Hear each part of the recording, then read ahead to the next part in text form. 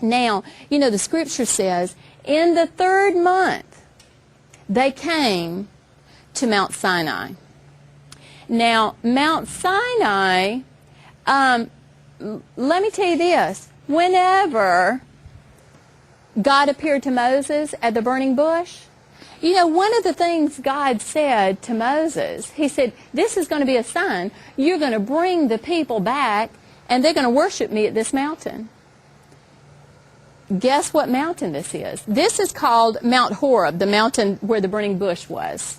This mountain is called Mount Sinai. It's the same place. It's just got 2 different names for the same place. And so God had delivered all the people, and they were brought to Mount Sinai. And you know, when they got there, it's the mountain of God.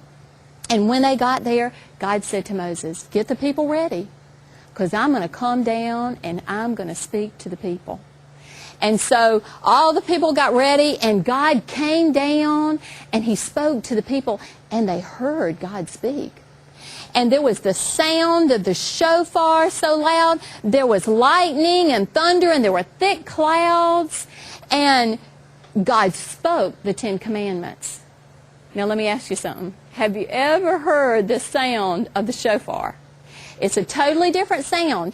It's a horn. Now the one I've got is not a ram's horn, because it's harder to blow. But I'm going to get this thing, and I'm going to try to blow it for you so you can at least hear the sound of the shofar. See if I can blow it.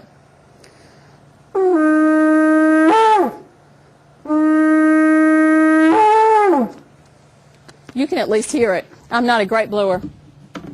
There are others that can blow, but you know, the scripture says that the sound of the shofar was so loud. And I think, you know, in some of the Bibles it says the trumpet, the sound of the trumpet. But when you look in actual Hebrew, it's the sound of the shofar. And it says the sound of the shofar was so loud. And the people were so scared. And they heard God speak the 10 Commandments to them.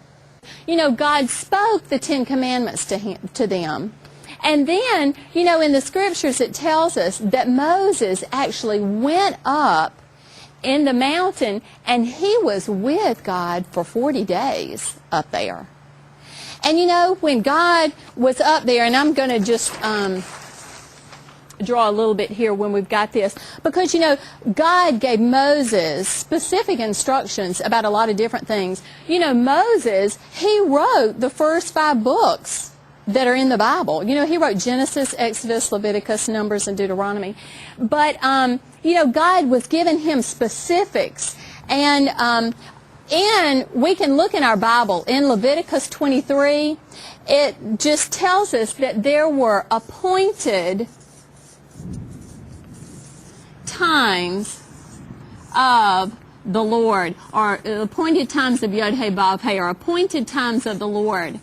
And God had said, these are appointed times. He told them it was going to be that the Sabbath was an appointed time. And you know, that was one of the 10 Commandments. He had said to them, remember the Sabbath and keep it holy. Now, the first time we hear about the Sabbath, remember, it's up here. That's why he said, remember the Sabbath. Because God had established it here, that Sabbath day, that 7th day of rest.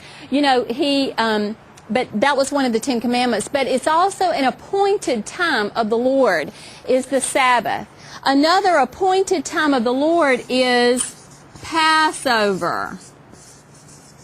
And it is right before the Feast of Unleavened Bread. And also in that is first fruits. So there's Passover, Feast of Unleavened Bread, and first fruits. And then 50 days after first fruits is Feast of Weeks. It's the Feast of Weeks. Is 50 days, so that's just 50 days after first fruits. And these were things that they were going to need to be able to observe every year. And the last set was, there was Feast of Trumpets, There was the Day of Atonement.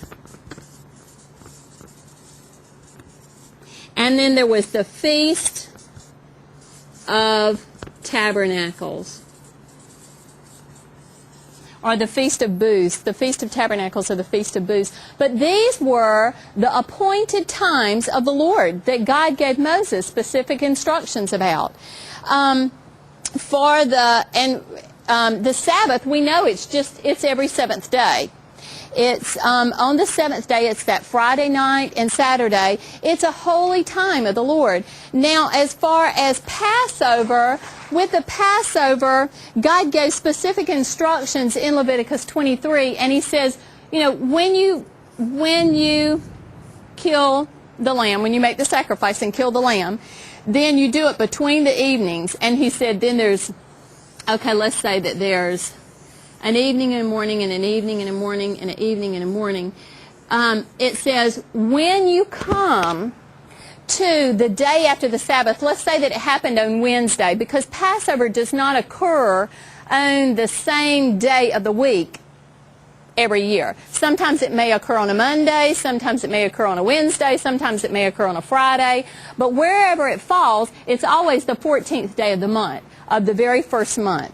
And wherever it falls, then it says on the day after the Sabbath, which is going to be the seventh day, which is Friday night and Saturday, it says on the day after the Sabbath, this is going to be first fruits. This is going to be first fruits. And this is when you're to bring your barley harvest, your first fruits of barley to the Lord and wave it before the Lord. And then the next part of Leviticus 23 says this, you're to count 7 Sabbaths. So this would be 1, 2, 3, 4, 5, 6. You're to count 7 Sabbaths. And at that 7th Sabbath, which would be 49 days, okay, the 50th day is called Feast of Weeks. It's called Feast of Weeks. And it's an appointed time of the Lord as well. Now, this Feast of Weeks, the reason they call it Feast of Weeks is because it's 7 Sabbaths. You have 7 weeks from first fruits after Passover. So here's Passover. It's the 14th day of the month. And then it says on the day after the Sabbath, which would be Friday night and Saturday, on the day after the Sabbath is first fruits. And then from first fruits, count 50 days, and that's Feast of Weeks. So that's a little bit of information.